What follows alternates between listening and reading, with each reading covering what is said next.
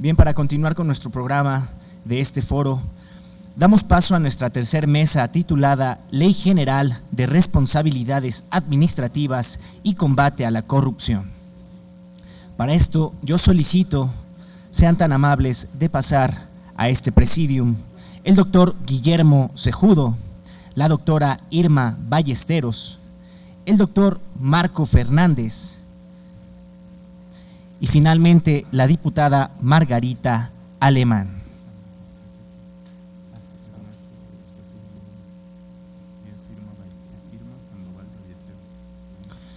Solicitamos la presencia de la doctora Irma Sandoval Ballesteros dentro de esta tercera mesa.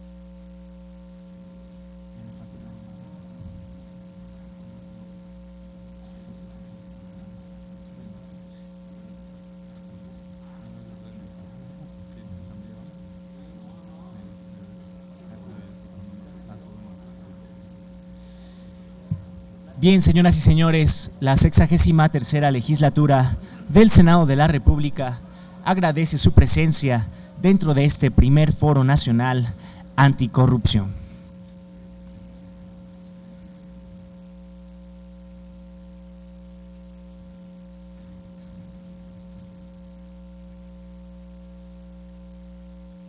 Les recordamos mantenerse en contacto por medio de nuestra página web www.senado.gov.mx y por medio de nuestro hashtag de Twitter @SenadoMexicano.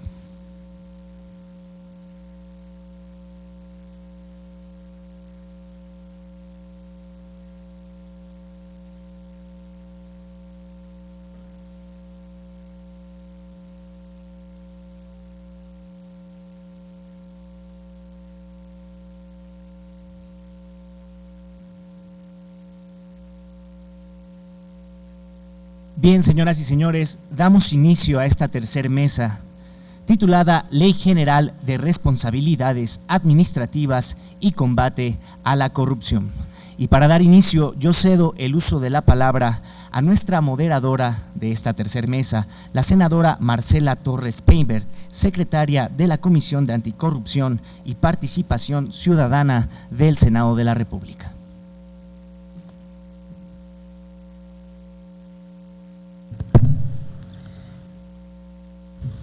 Muy buenas tardes a todas, a todos. Un agradecimiento por estar el día de hoy aquí. Muchísimas gracias a todos, a todas nuestros ponentes también.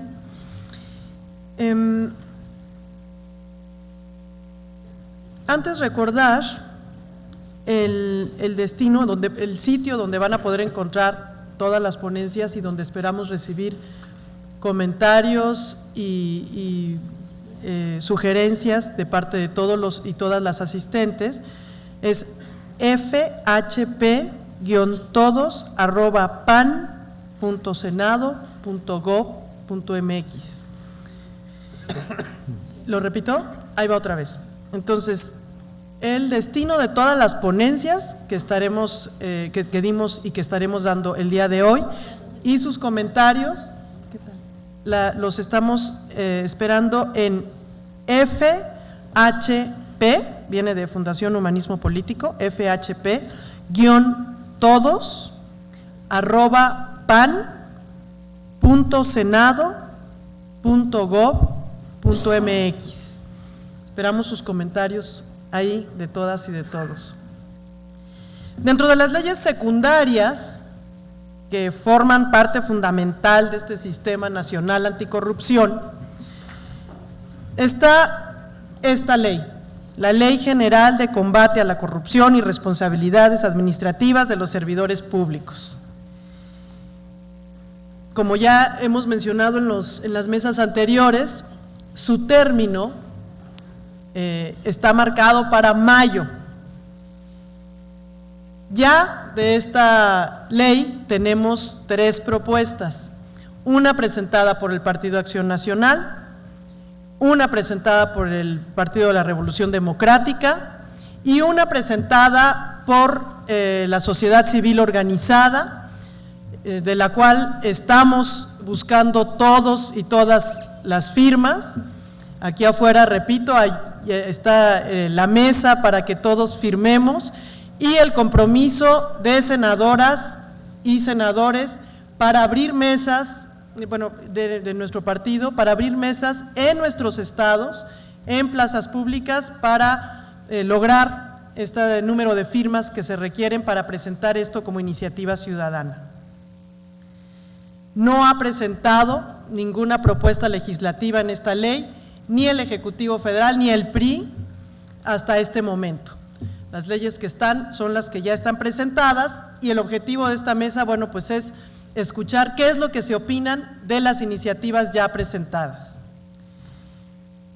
Esta ley, pues es un pilar, debe de ser un pilar fundamental para que podamos tener en México instrumentos efectivos que prevengan, como lo decía muy bien la senadora Rojas, que prevengan y que sancionen con prontitud y con eficacia los actos corruptos, los actos de corrupción cometidos por funcionarios públicos y también por la iniciativa privada, que muchas veces pues están coaligados en la corrupción. Ante un contexto nacional pues realmente burdo, ofensivo, diría yo, en donde vemos cosas muy gráficas. Un presidente de la República y su secretario de Hacienda involucrados en escándalos que suponen un conflicto de interés, un tráfico de influencias.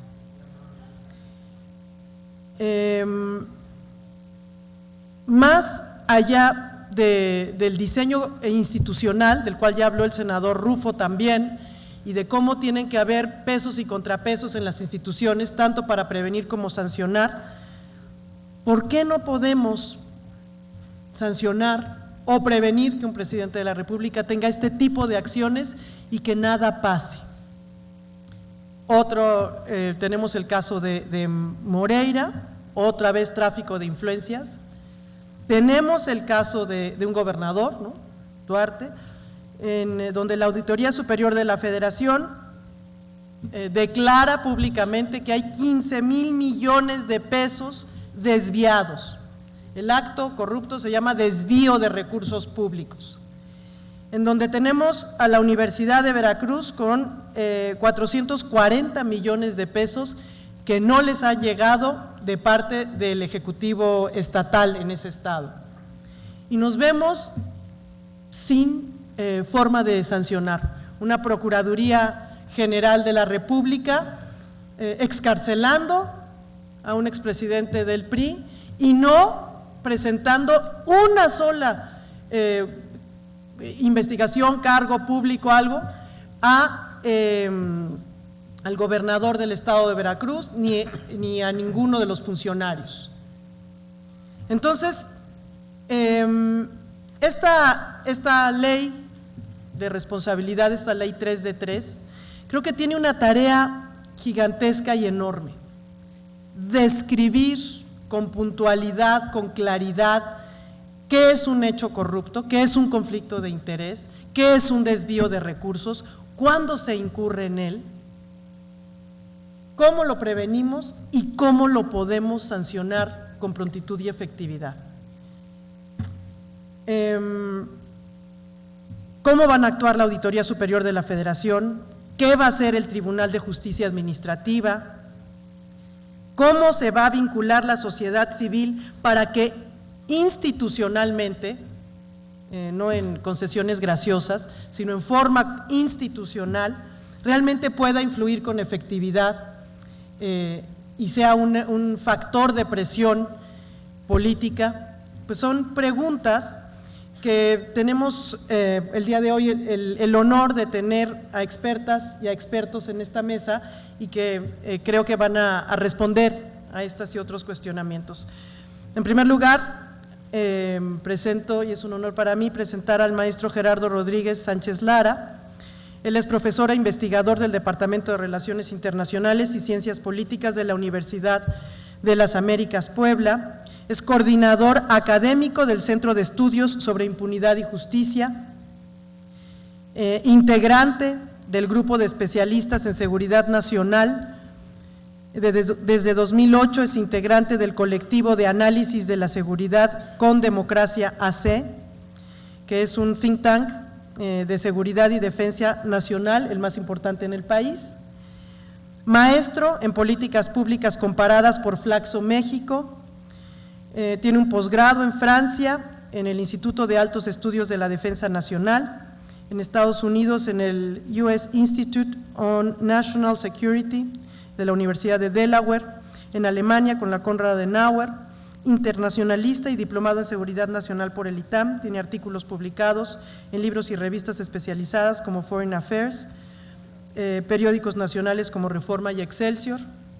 Colabora en espacios de análisis en televisión y radio, como Foro TV, CNN Español, The Economist, El País, Uno TV, NTN en Colombia, MBS, Animal Político, The Huffington Post, Radio Francia Internacional, entre otros. Él es coautor del Índice Global de Impunidad y del Índice de Impunidad de México, junto con el doctor Juan Antonio Leclerc Ortega. Un gusto escucharlo. Muchas gracias. Muchas gracias, senadora, por la invitación. También agradecer al senador Romero Hicks, al senador Rufo Appel, por tener este diálogo, a la diputada Cecilia Romero. Gracias por la invitación también, Luis Felipe. Nosotros estamos en la Universidad de las Américas Puebla tratando de poner el acento en un problema que es más complejo todavía de analizar y de cuantificar, que es el tema de la impunidad. Nosotros, como decía el doctor Ricardo Anaya, lo voy a parafrasear, él decía que son hermanastras la corrupción y la impunidad, o son dos hermanas. Yo lo que les digo que la impunidad solamente tiene un padre, y es el Estado. Porque madre no tiene, como dice Ceci Romero. Si me ayudan con la presentación, o hay un control. Perfecto. El año pasado el doctor Derbez nos dio la tarea de cuantificar la impunidad y utilizamos datos de la oficina que dirige Antonio Masitelli de la UNUD. Ya las Naciones Unidas ya no puede hacer rankings internacionales que cataloguen a los países del 1 al 193. Eso ya no los están dejando a las organizaciones de la sociedad civil, porque Naciones Unidas no puede criticar a sus patronos, que son los estados.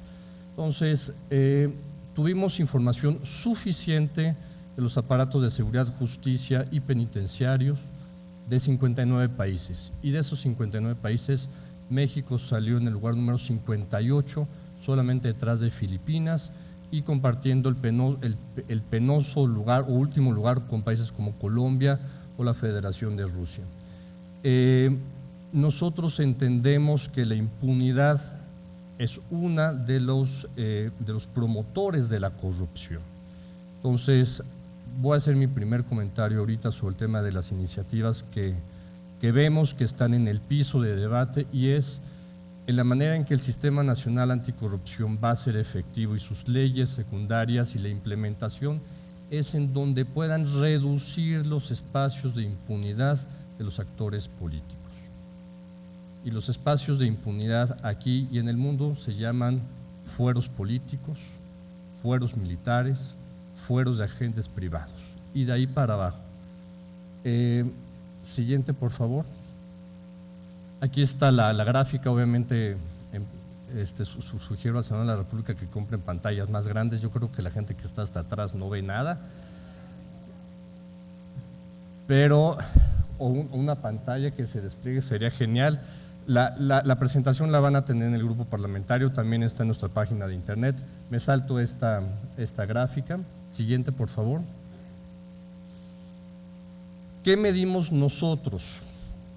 La impunidad nosotros la entendemos como un proceso en donde hay factores estructurales y funcionales. Y eso después va a tener durísimas implicaciones en términos de corrupción a nivel estatal y federal. Nosotros medimos cómo están apertrechados los poderes judiciales en los estados, cómo funcionan los aparatos de seguridad y de justicia y también las capacidades que tiene el sistema penitenciario para castigar. Siguiente. Ahí tampoco van a ver esta gráfica, pero es una infografía para entender el concepto de impunidad. Y la impunidad no solamente es responsabilidad, ¿no?, de los gobernadores o del Poder Ejecutivo Federal.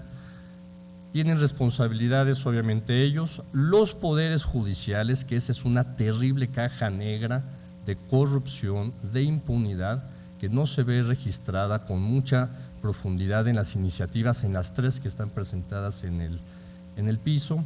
Y también nosotros medimos la cifra negra, los delitos que no son denunciados. Entonces, los globitos que van a ver en esta infografía es la información que nosotros tenemos para poder medir esa cadena de impunidad. Siguiente.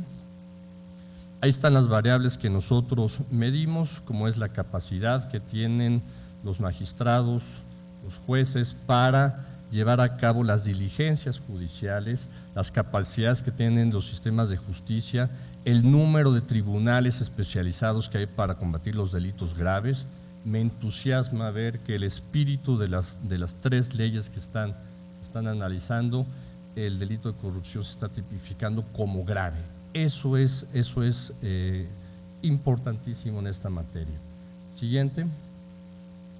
El 80% de los delitos que se cometen en este país son del fuero común, es responsabilidad de las autoridades locales. Entonces, si México ocupa el lugar 58-59, había que ver qué es lo que estaba pasando de este cáncer que es impunidad, corrupción a nivel de los estados. Y ahí la lamentable conclusión a la que llegamos es que la impunidad es muy alta o alta en 25 estados de la República, en los ahora 32 estados de la República.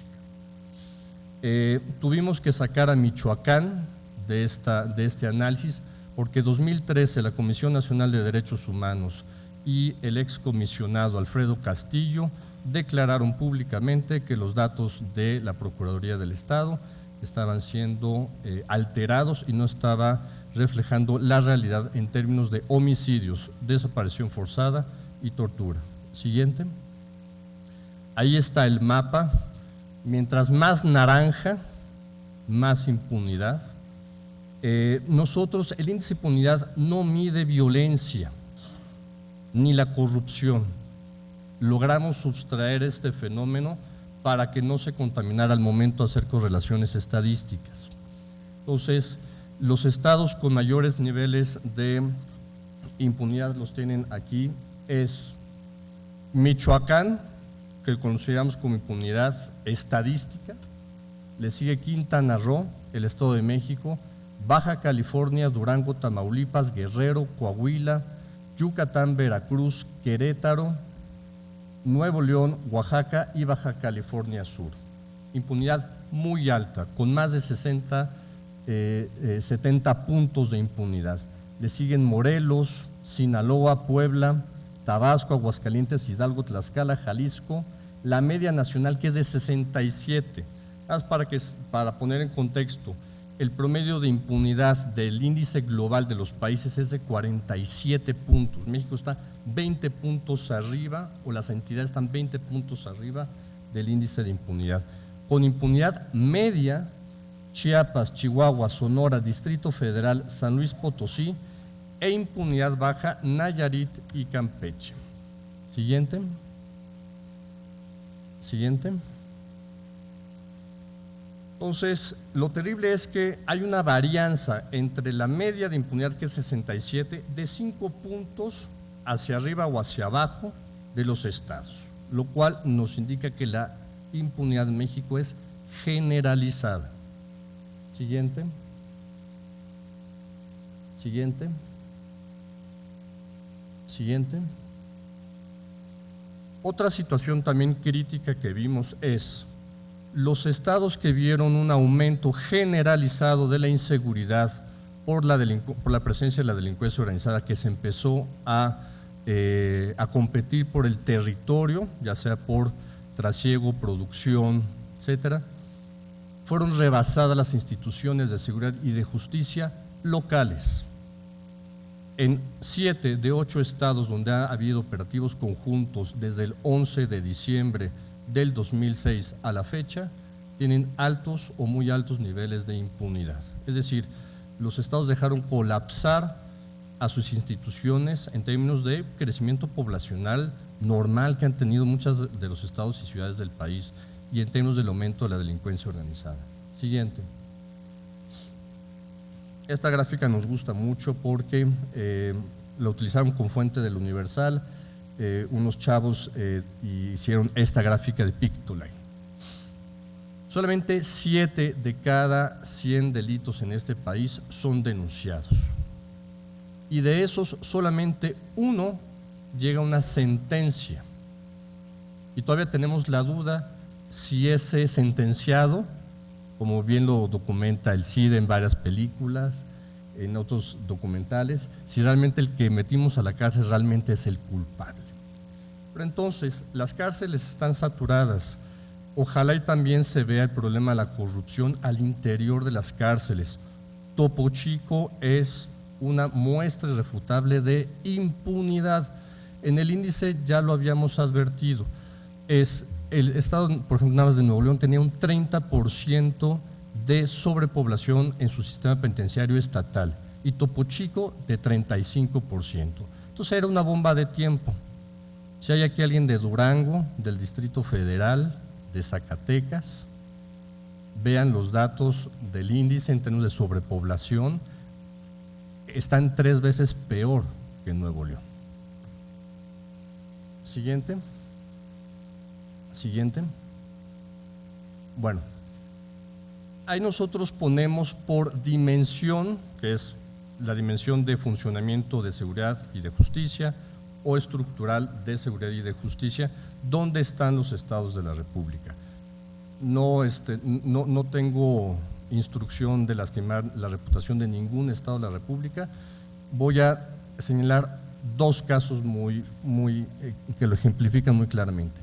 El Estado de México. El Estado de México tiene 97 puntos de impunidad en el sistema de justicia. Y aquí les va otro dato comparado. A nivel nacional, el promedio de jueces y de magistrados es de 3.5 por cada 100,000 habitantes. El promedio internacional es de 16. Imagínense a un estadio Azteca con 100,000 personas y que solamente hay 3 jueces para administrar los conflictos sociales que hay de manera normal en gente que convive en sociedad.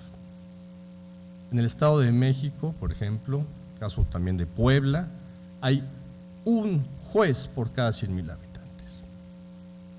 Estamos 17 veces abajo de lo que la comunidad internacional tiene como promedio, pero los países que están haciendo verdaderamente su trabajo tienen hasta 47.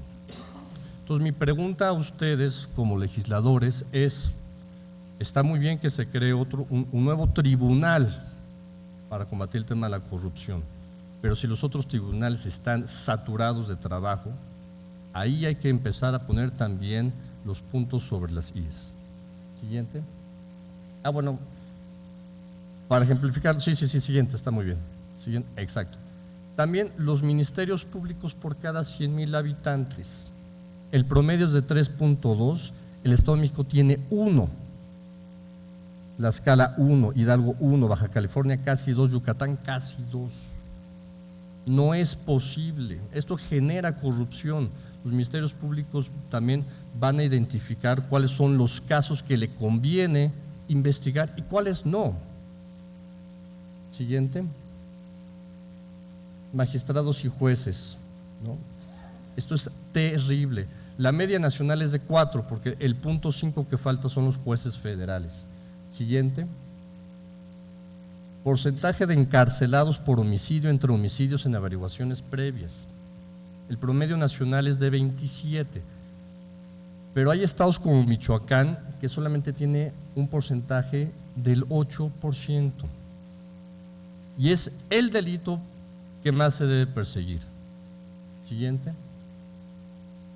El porcentaje de encarcelados por robo entre averiguaciones previas. Y ojo, si solamente se denuncian 7 de cada 100 delitos, pongamos que la mitad pudiera ser robo, daños patrimoniales, la impunidad en términos de robo en este país es superior al 99.999%. Siguiente. Siguiente. Bueno, ¿cómo combinamos la parte de impunidad y de corrupción para atajar los dos problemas? Nosotros hacemos algunas recomendaciones generales que esperamos que puedan ser tomadas en cuenta por el legislativo. El primero es revisar la autonomía, capacidades y funcionamiento de las instituciones de justicia en los estados. Esta información es del INEGI, el problema es que nadie la había antes sistematizado y puesta en términos comparados.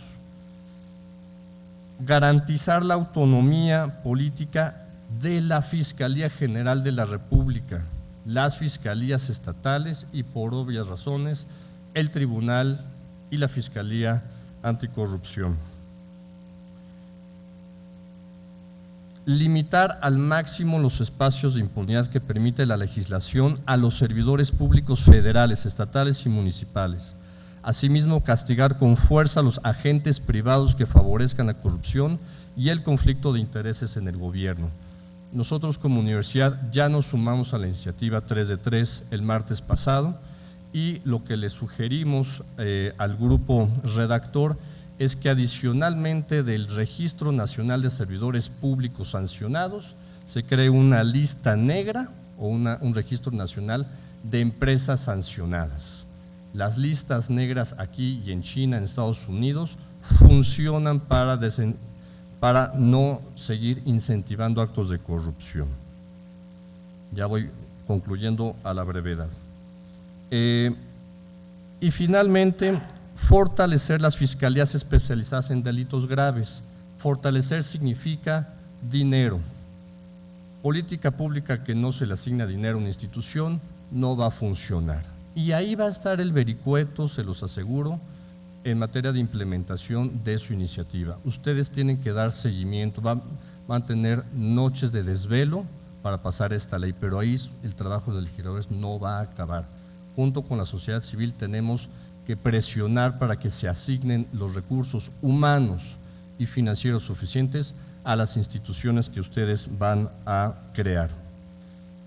Yo con esto concluyo. De nuevo agradecer muchísimo a los senadores y diputados del Partido de Acción Nacional, a la Fundación Humanismo Político por la invitación. Muchas gracias.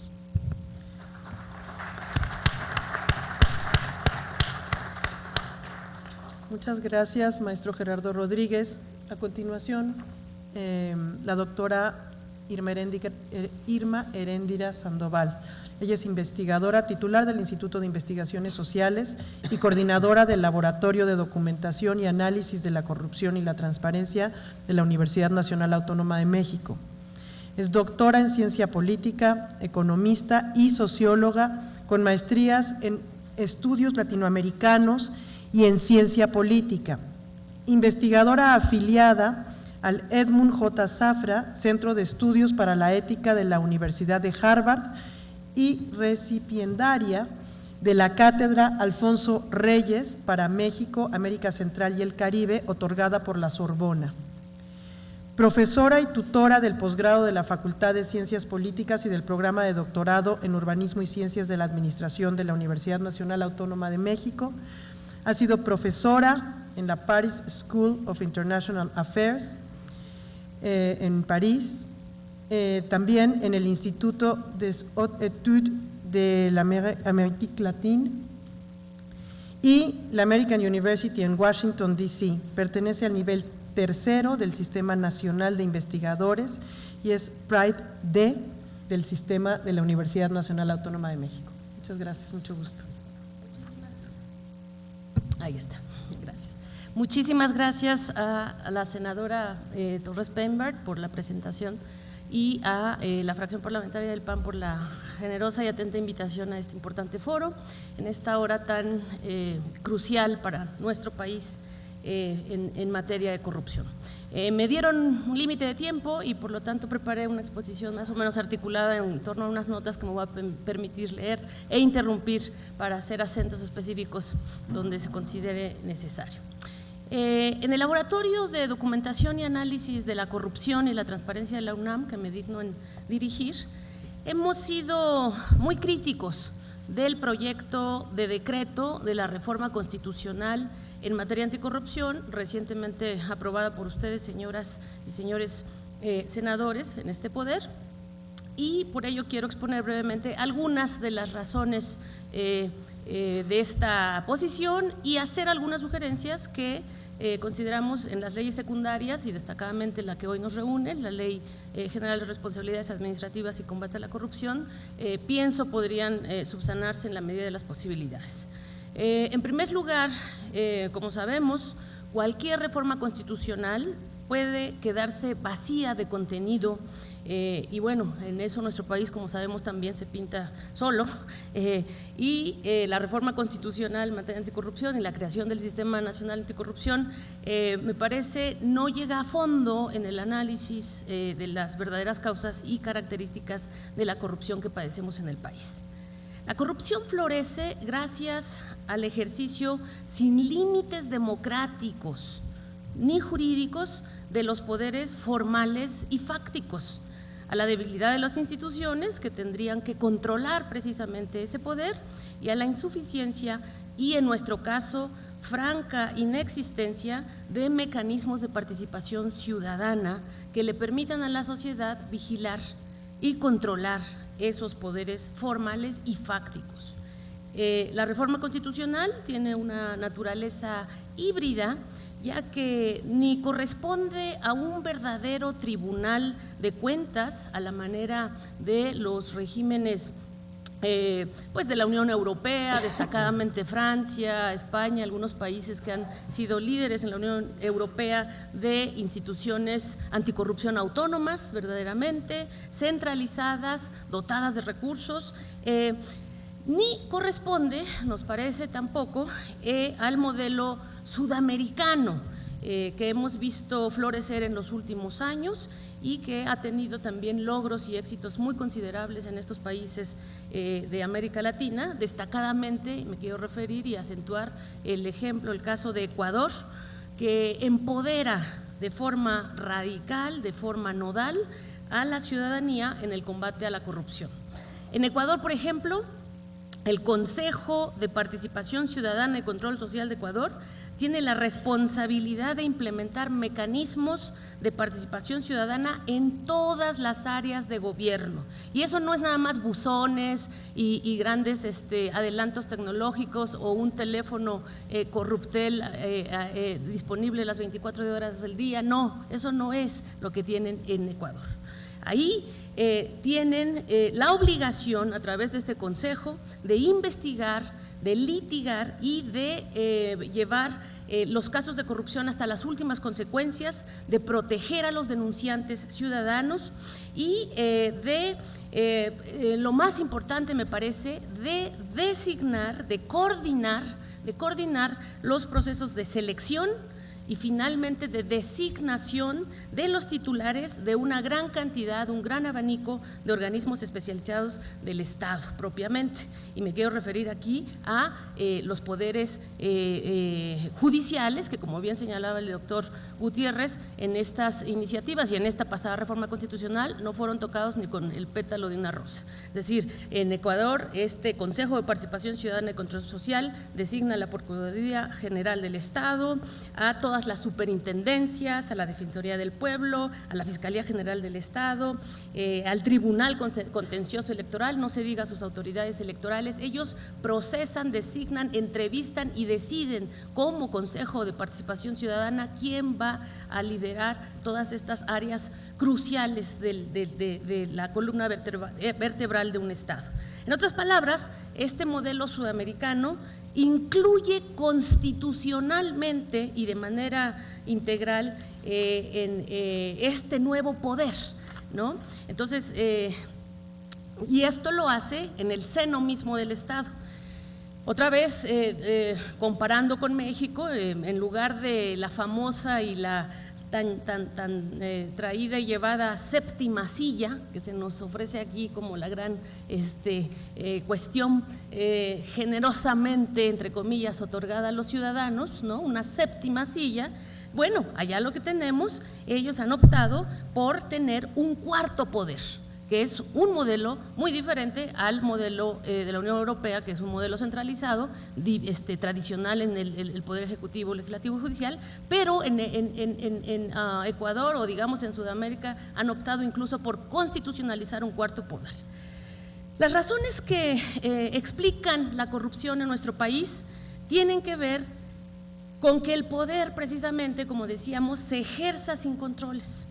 Las medidas anticorrupción tendrían que establecer límites a ese poder y no a los ciudadanos, ni siquiera simplemente a los burócratas, sino en primer lugar tendrían que controlar los poderes, una vez más, formales e informales, y ahí sí es digno de aplaudir que ya estemos en un nuevo estadio de las discusiones legislativas y políticas, en donde ya se empiezan a considerar los poderes informales y a los sujetos públicos en términos de las personas morales y personas físicas, pero, repito, es limitando a los poderes formales e informales que tendremos que avanzar en una estrategia de combate a la corrupción en política pública.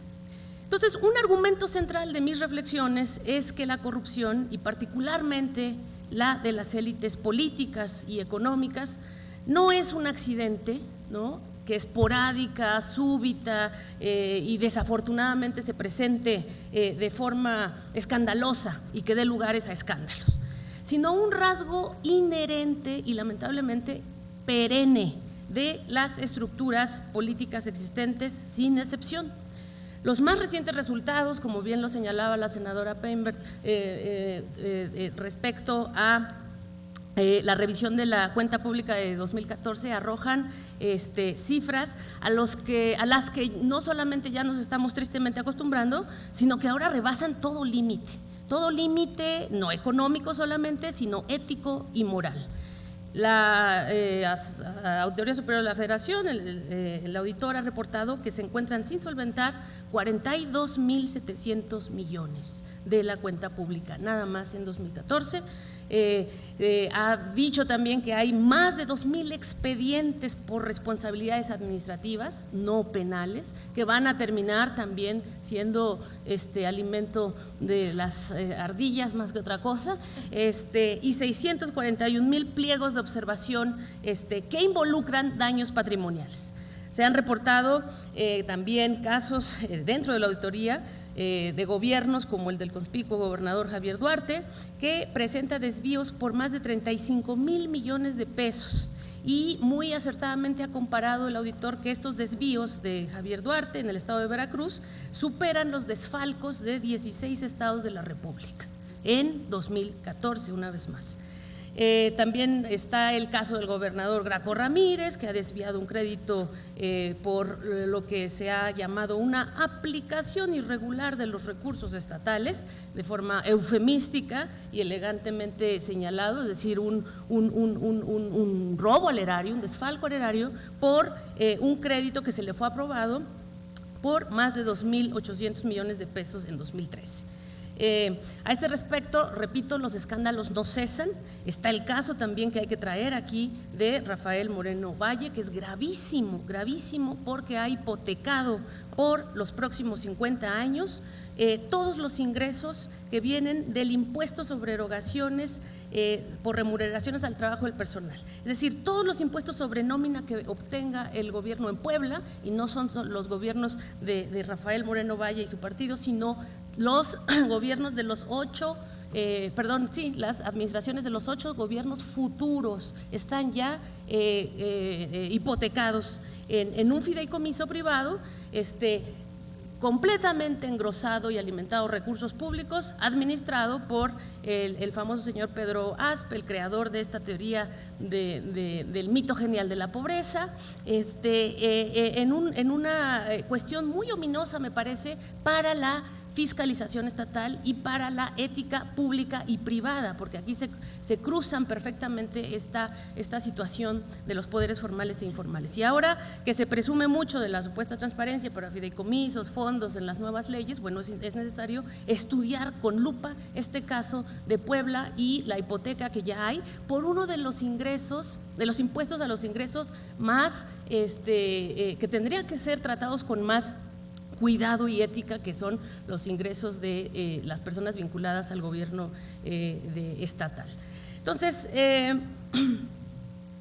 todo este asunto en particular supura corrupción por todos lados, porque el objeto de este fideicomiso de Puebla tiene que ver con honorarios iniciales, con honorarios de administración, con cuestiones que las nuevas leyes tendrían que estar previendo, regular y limitar en términos de una ética pública y de una limitante al abuso de poder y al abuso de autoridad que se han estado dando en estos y un sinfín de casos que podríamos aquí gastarnos el tiempo citando. Pero precisamente por estos y otros casos tendríamos que preguntarnos qué tipo de sistema de combate a la corrupción exige esta lacerante realidad de nuestro país, esta urgente hora de unir esfuerzos en contra de la corrupción. Si necesitaríamos un sistema cuyo objetivo básico sea simplemente el de fiscalizar en un sentido estricto y literal, en un sentido burocrático y contable, u otra alternativa, otro sistema, otra opción que se oriente a extender el mandato legal más allá precisamente de lo contable y que articule una visión más compleja, más profunda de lo que significa la rendición de cuentas, sobre todo tomando en cuenta precisamente los alarmantes niveles de corrupción que ya e impunidad que, por cierto, el doctor Gerardo Gutiérrez está señalado, y que son imperantes y crecientes en el país año tras año, y no están nada más dichos por enemigos políticos tirándose piedras, sino por indicadores internacionales que nos retratan como estamos. En otras palabras, el nuevo sistema nacional anticorrupción no debe ser entendido, me parece, como un sistema burocrático concentrado en la realización de diversas tareas técnicas y específicas, como lo proponía antier aquí mismo el doctor Merino, con su idea de un Coneval de la corrupción, y me permito hacer una crítica a esta idea, porque yo propongo que tenemos que entender este sistema como una institución orientada a resolver un problema único, que es el problema de la corrupción estructural, esa que está señalada en todos los indicadores, el problema del abuso de poder por parte de los gobernantes y los que están en el poder público elegido y el poder público fáctico disfrazado con cara de actor privado. Entonces, este asunto, el único problema que nos tendría que estar interesando, que es esta corrupción inherente, perenne y estructural, política, es la que nos debe de reunir a apuntalar esfuerzos precisamente en este sentido. Entonces, un sistema nacional anticorrupción con una nueva ley general de responsabilidades administrativas y de combate a este tema debería orientarse a trascender visiones que dividan la corrupción en delitos graves, delitos no tan graves, delitos medio graves. Eso me parece de entrada es un rasgo inherentemente poco funcional para la emergencia que estamos viviendo en materia de corrupción. Toda corrupción, ¿no?, es necesariamente condenable y castigable. Y no se trata de volvernos policías entre unos y otros, pero sobre todo de limitar al poder, repito.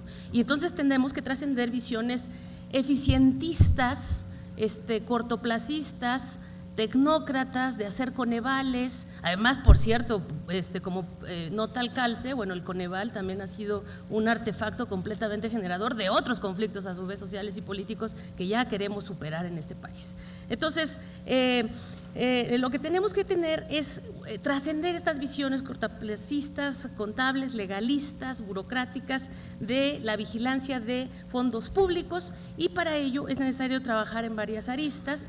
Yo solamente, porque ya tengo un minuto nada más, señalaré tres. Voy a hacer llegar a la senadora y a este cuerpo las propuestas que tenemos en el laboratorio al respecto de estos temas, pero yo voy a señalar tres, que es primero un replanteamiento de este asunto de la extinción de dominio, un ampliamiento de la extinción de dominio no solamente para los casos de enriquecimiento ilícito, que además está tipificado de forma muy deficiente, nos parece, en la norma.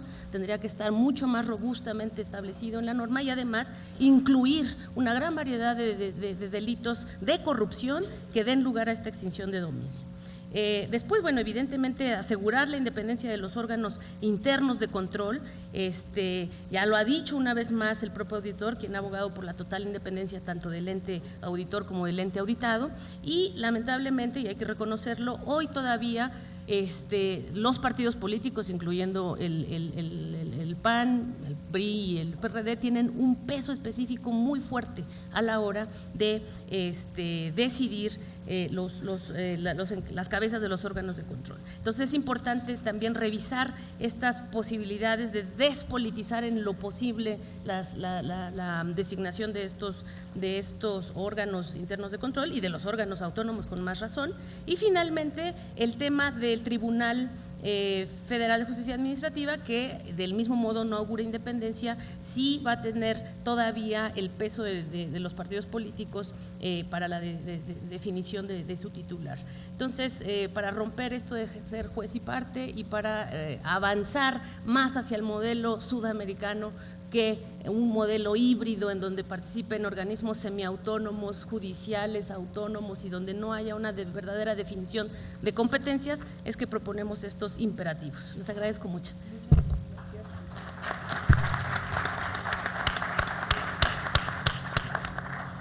Muchísimas gracias, doctora Irma Heréndira Sandoval. A continuación, el doctor Marco Antonio Fernández.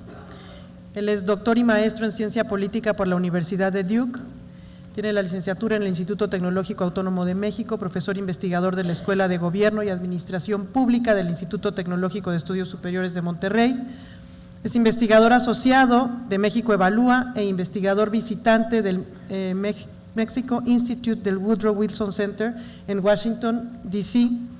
En el área internacional ha sido consultor para diversos organismos internacionales, entre ellos el Banco Mundial, el Banco Interamericano de Desarrollo, la OSD, el Programa de Naciones Unidas para el Desarrollo y el Consejo Económico Social en la ONU. En el área académica ha sido investigador del Centro México-Estados Unidos en la Universidad de California en San Diego, profesor en la Universidad de Humboldt en Alemania y profesor de la asignatura misma en el ITAM. Él, en la experiencia profesional, ha sido asesor en el Congreso del Senado, director de análisis político en la Presidencia de la República, asesor externo en la Secretaría de Educación Pública y es autor del Reporte Nacional 2011, Los avances y retos en materia educativa en México de cara a los objetivos del milenio, presentado en la reunión anual del Consejo Económico Social de las Naciones Unidas. Tiene publicaciones relevantes como La educación en México, un reto para el desarrollo nacional, publicado por el Fondo de Cultura Económica, y recientemente publicó el Censo Educativo, radiografía del dispendio presupuestal, en el que hace un análisis de las anomalías en la nómina docente administrativa de educación. Es un honor tenerlo aquí. Muchísimas gracias, senadora. Quiero comenzar mi intervención reconociendo y agradeciendo la invitación de los legisladores para compartir con ustedes una serie de ideas, partiendo de la convicción de que es un momento crucial para consolidar nuestra joven democracia, en la que sociedad civil y los miembros de la clase política tenemos que trabajar juntos para poder fortalecer el andamiaje institucional y de Estado de Derecho en nuestra democracia. Preocupa la creciente desilusión en México sobre el funcionamiento de la democracia. De hecho, en perspectiva comparada, en América Latina somos los más escépticos respecto al funcionamiento del régimen democrático. 48.4% de los mexicanos, de acuerdo al Latinobarómetro el año pasado, señalan que la democracia puede ser sustituida por otro gobierno de mano firme si así se necesita. Cuando se hace una evaluación del funcionamiento de las instituciones democráticas, vemos, por ejemplo, que en el Poder Judicial, 61% de los mexicanos consideran que hacen mal o muy mal su trabajo. En el caso de ustedes, de los señores legisladores, los mexicanos expresan en esta encuesta que creen que el 51% de ellos que están haciendo mal su chamba.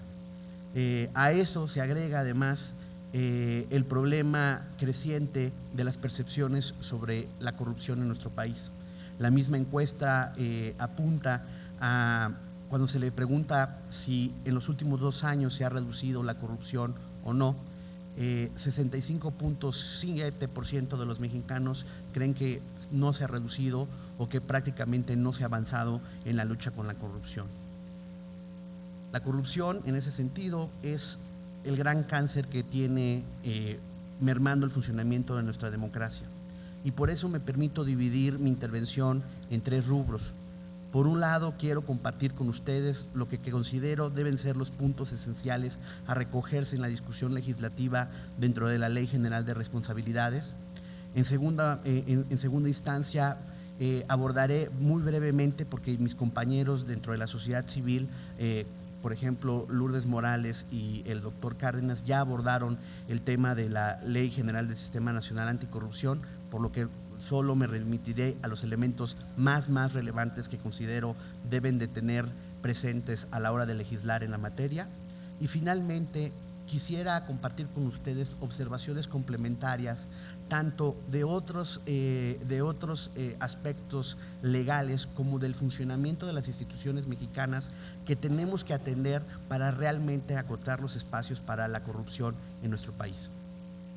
En el caso de la Ley de Responsabilidades, la Ley General de Responsabilidades, como ustedes están conscientes, un grupo de colegas de la sociedad civil trabajamos en esta iniciativa ciudadana que estamos en el proceso para poder recopilar las firmas necesarias y poder presentárselas formalmente a ustedes como miembros del Congreso para su análisis. Destaca esta ley popularmente conocida como Ley 3 de 3 varios elementos. Sí, por un lado, y entiendo que para algunos miembros de la clase política es una preocupación, la discusión de la publicidad de las declaraciones patrimonial, de conflicto de interés y de la declaración de impuestos. Y en esta discusión hemos recogido diversos argumentos. Por un lado, hay quienes piensan que dicha publicidad orillará a muchos funcionarios públicos a abandonar el servicio público y que por el otro lado, incluso esta publicidad pudiera estar asociada al peligro de la inseguridad de los mismos funcionarios públicos. Creo que si nosotros hacemos un análisis serio de la propuesta y sus implicaciones, creo que estos 2 argumentos caen por su peso. Por un lado, en la parte de la publicidad, y que esto hará que habrá una migración de servidores públicos que ya no quisieran estar dentro de este servicio al Estado mexicano. Creo que es importante entender que la publicidad de estos documentos para los buenos funcionarios públicos se convierte en una herramienta para la dignidad del servicio público. Lamentablemente lo vemos en las encuestas, hay quienes piensan, un porcentaje importante de mexicanos, que dedicarse al servicio público es denigrante y es sinónimo de corrupción, y eso por supuesto que no es así, y que precisamente una herramienta de esta naturaleza, al hacerse pública, precisamente para los buenos funcionarios públicos, les da una herramienta de dignidad del servicio público al que se están dedicando, en donde sus bienes son bien habidos y se pueden estar justificando, no son producto de alguna irregularidad o de algún delito que les haya permitido enriquecerse. En ese sentido, creo que es importante, por ejemplo, aprender de la legislación comparada. En el caso de la legislación norteamericana, estas declaraciones son públicas a petición de las personas y hay un requisito para su protección, y eso podríamos nosotros estar discutiendo cómo aprender para esa protección, que es que se castiga si esa información que se hace pública es utilizada para fines ilegales, comerciales o crediticios. Pero de ahí en fuera, el uso de esta información como una herramienta para la rendición de cuentas es reconocida por la legislación en Estados Unidos. En ese sentido, también es importante que les comparta los hallazgos de un reciente estudio del Banco Mundial, que analiza 176 países en el mundo y encuentra que 46 tienen el requisito de hacer público estas declaraciones, tanto de conflicto de interés como las declaraciones patrimoniales. Y el estudio señala, claramente encuentra que en las democracias consolidadas, y en particular en esas democracias donde los medios de comunicación son más libres y profesionales, la publicidad de esta información sirve como una herramienta para la rendición de cuentas y está asociada con niveles menores de percepción de la corrupción. En ese sentido, creo que sí, puede haber costos en el corto plazo en la transición de hacer pública esta información, y a lo mejor algunos decidirán irse al sector privado. Pero en el mediano y en el largo plazo, los beneficios de publicitar esta información creo que serán evidentes, y que la experiencia internacional apunta a este ejercicio. No estamos proponiendo en este sentido desde la sociedad civil una medida que sea ajena al funcionamiento de las democracias, y eso sí creo, señores legisladores, que lo tienen que considerar muy seriamente a la hora de estar estableciendo esta parte en sus análisis legislativos para la ley de responsabilidades. Además, es importante considerar dos aspectos complementarios a la publicidad de la información: el contenido de la información y la capacidad de las autoridades para verificar la veracidad de esta información.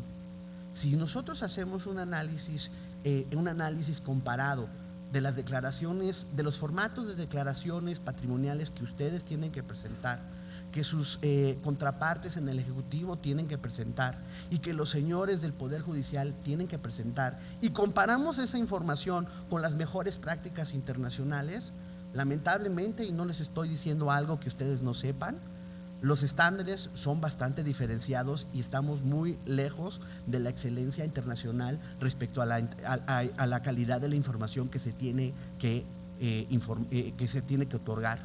Simplemente sorprende que no haya un detalle de los regalos que son, y yo trabajé aquí, así que sé que sí existe esas prácticas, de los regalos que se multiplican hacia finales de año, una relación de quiénes les dieron los regalos, los costos de los mismos y demás, no forman parte de los formatos de su declaración patrimonial.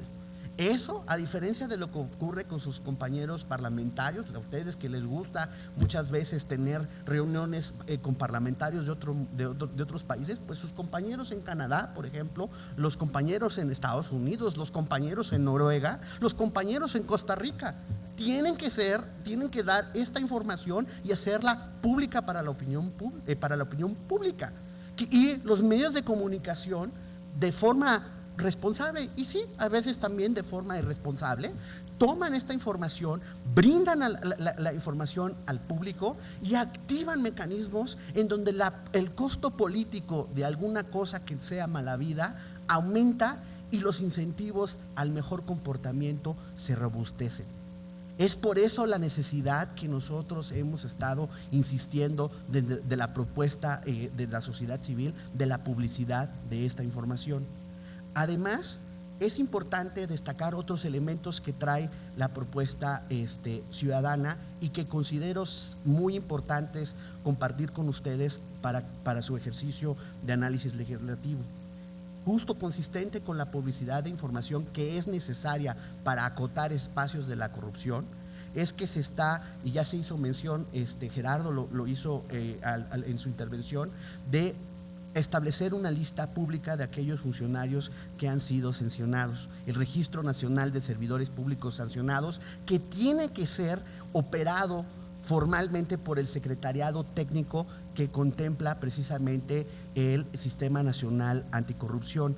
Esa propuesta se tiene que complementar con el requisito que se le tiene que solicitar a los jueces en el caso de los tribunales de justicia administrativa o en el caso de la parte penal a los jueces que estén analizando delitos de corrupción, que una vez que esté firme las sentencias, reporten a este registro precisamente quiénes son los funcionarios que sean sancionados. Y es vital, señores legisladores, que en esa parte de la ley se establezca además, para protección precisamente de los funcionarios públicos, que el expediente completo se acompañe en este registro, para poder entonces diferenciar entre los funcionarios públicos que fueron sancionados por una falta menor, como es presentar a destiempo la declaración patrimonial, de los funcionarios públicos realmente que incurrieron en actos graves de corrupción, y que precisamente si tenemos el expediente que está dentro del registro,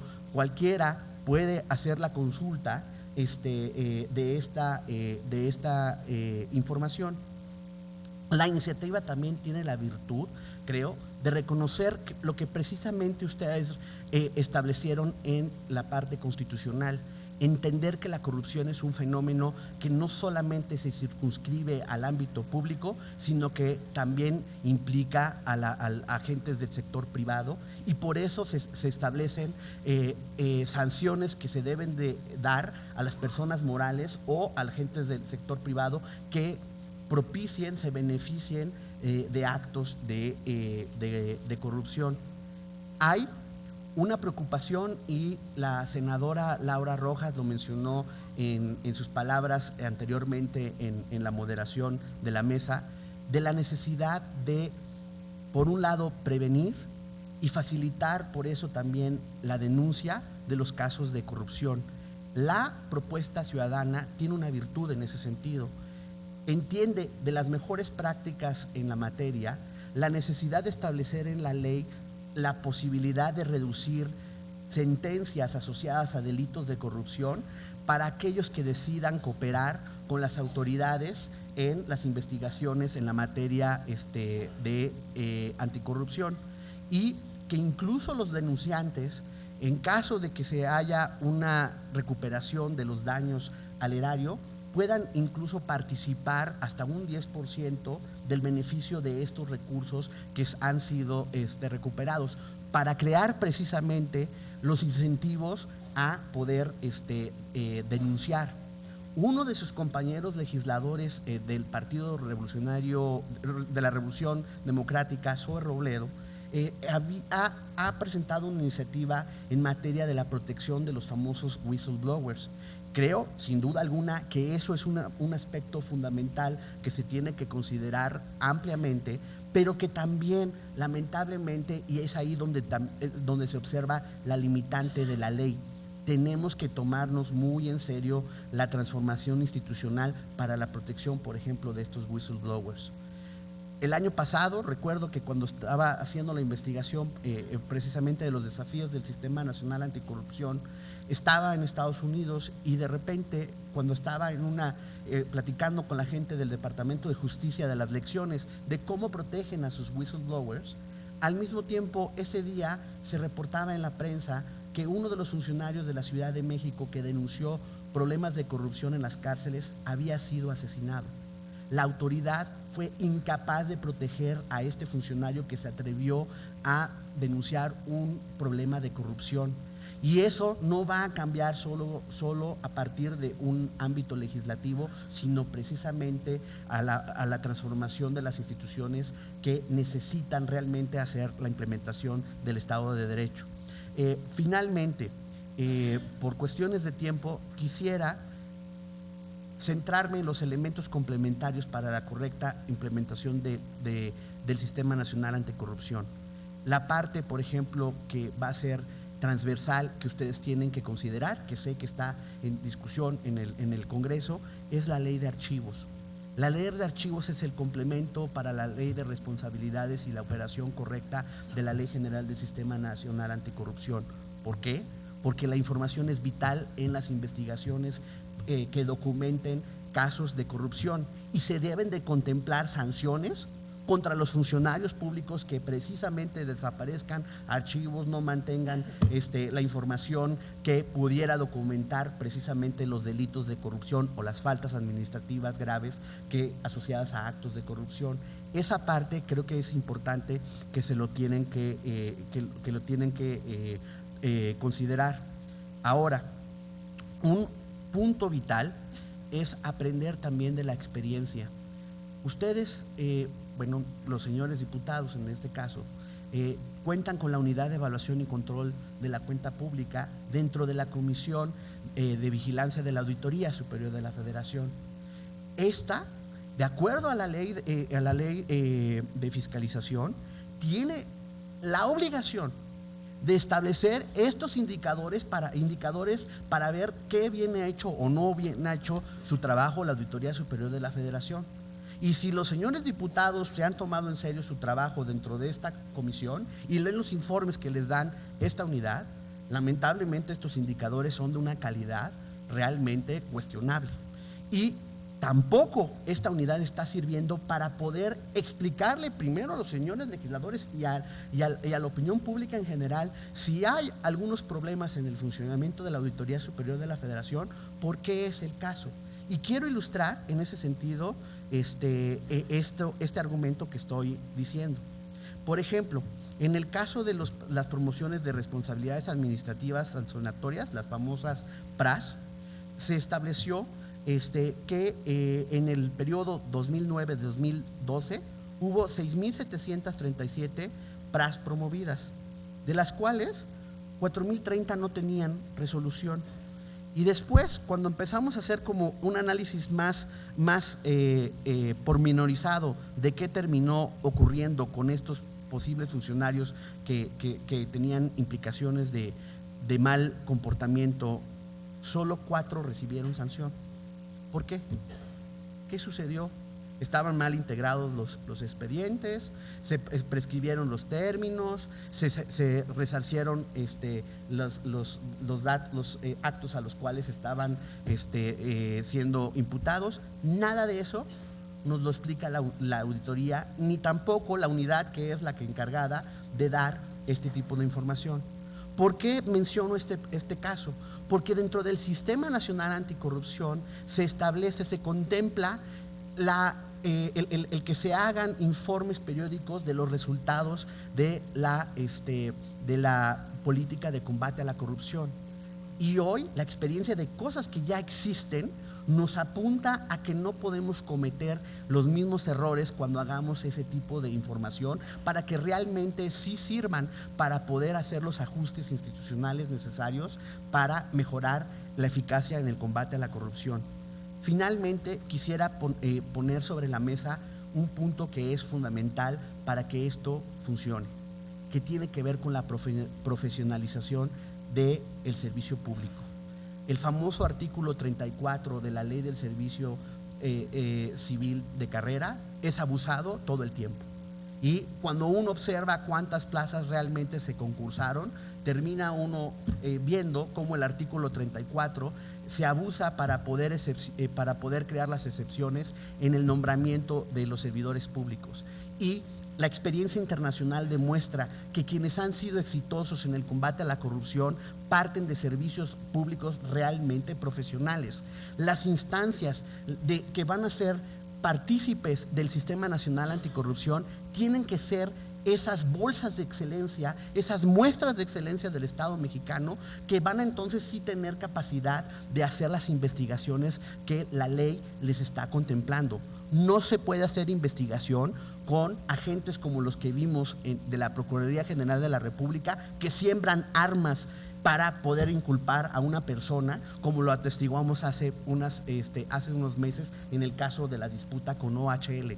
Ese tipo de agentes no pueden ser los que van a ejercer las nuevas potestades que se deriven de la legislación secundaria en materia de combate a la corrupción.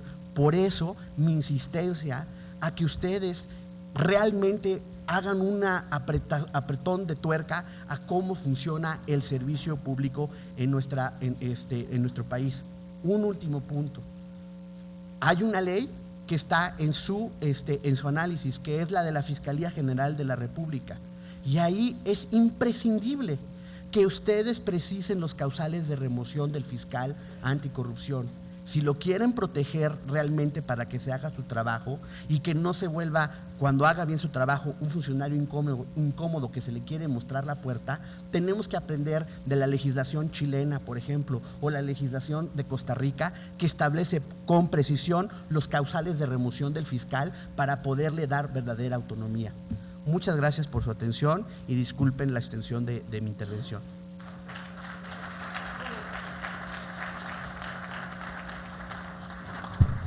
Muchas gracias, doctor Marco Antonio Fernández, muchas gracias. Por último tenemos a la diputada Emma Margarita Alemán Olvera. Ella es diputada por el estado de Morelos, es contador público, ha sido regidora, diputada local, fue titular del órgano interno de control en la Comisión Federal de Electricidad, trabajó en la Secretaría de la Contraloría del Gobierno de Morelos y directora del Instituto de Crédito del Gobierno del Estado de Morelos. Es un honor. Gracias. Ahí está, ok. Pues muy buenas tardes a los que todavía quedan aquí, en especial a las personas de la sociedad que nos acompañan. Agradezco que diputados y senadores estemos aquí presentes, muy interesados en todo lo que hoy estamos escuchando. En primer lugar, pues bueno, yo concluiría que lo que hoy nos han venido a dar a conocer tanto el maestro Gerardo, la doctora Irma y el doctor Marco Antonio, pues ha sido muy enriquecedor. Yo les aseguro que todas y cada una de sus propuestas que ustedes han venido a vertir aquí, por supuesto que serán tomadas en cuenta. La ley que el día de hoy hemos estado analizando contiene varias de las cosas que ustedes ya han comentado. Viene en esta nueva ley que estamos analizando, pues el impulso a una nueva cultura de prevención muy particular para nosotros, importante.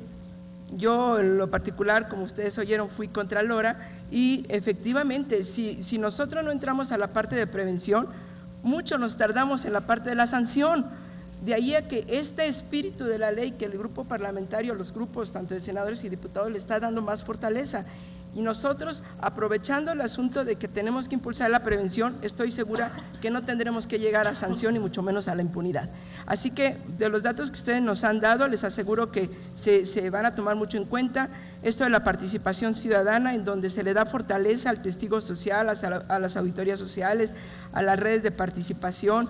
Nace, sí, lo que es la instancia de la consulta obligatoria y, por supuesto, lo que ya se decía de las sanciones y lo que consideremos delito grave y no grave, importante. Yo sí lo quiero decir, importante, porque ya lo decía el maestro, no es lo mismo sancionar a quienes no presentan su declaración patrimonial con los que pues, utilizan y desvían los recursos. Yo concluiría que cada una de las exposiciones que ustedes han hecho serán tomadas en cuenta. Estamos preocupados, y yo sí lo quiero decir muy claro, no por los gobiernos priistas, perredistas, estamos preocupados por la función pública en general. No nos interesa el color. A Acción Nacional lo que le interesa es que vayamos disminuyendo estos actos de corrupción, vayamos disminuyendo la impunidad, por supuesto, pero yo aprovecho para decirles, sin ustedes, sin los académicos, sin los investigadores, sin la sociedad, no vamos a poder avanzar. Y se los digo porque lo vimos en la Cámara de Diputados Federal. No importa todo lo que impulsemos, si la gran mayoría que compone el Verde Ecologista, el PRI, el Nueva Alianza y el PES, no avanzan las cosas. Yo estoy segura que si ustedes como sociedad nos ayudan, no solamente en la parte crítica y en la parte legislativa, sino en la parte de obligar a que las cosas, que lo que la sociedad está impulsando, lo podamos aprobar. Ayúdenos, los necesitamos. Si al principio nuestro presidente dijo de la importancia de los colegisladores, es que son parte de nosotros. Entonces, bienvenidas sus señalamientos, sus críticas, algunas fuertes, eso lo quiero decir yo, así lo he escuchado, pero todas serán tomadas en cuenta y por supuesto será parte del enriquecimiento de estas más de 20 leyes que tenemos que hacer. Y por supuesto, muchas que tendrán que terminar en reglamento, porque no se termina en la ley, vienen después la parte reglamentaria y también ahí los necesitamos. Muchas gracias. Muchas gracias. Muchas gracias, diputada. Simplemente mencionar algunas de las cuestiones donde hubo coincidencias. Por parte del maestro Gerardo Rodríguez, bueno, pues el reto principal de involucrar al sistema judicial en este diseño de instituciones que implica el Sistema Nacional Anticorrupción y toda la preocupación en el sistema judicial mismo, que está rebasado en número, etcétera, pero que también es sancionado por alguien que es juez y parte y que debemos de sacar a quien pueda sancionar a un juez del propio sistema. Él recomienda revisar la autonomía de la Fiscalía General, que creo que también fue una constante en varias de las ponencias, y en los estados igualmente. Habla de la reducción de espacios de impunidad mediante el Registro Nacional de servidores públicos que cometan un acto de corrupción, cosa que coincide también con los otros ponentes, y agregar también a empresas que han sido sancionadas en una lista pública, que también se incluye en otras presentaciones. Habla de un aspecto muy importante, que es el fortalecer económicamente con recursos públicos a todas las instituciones creadas por este sistema, que creo que también es una constante.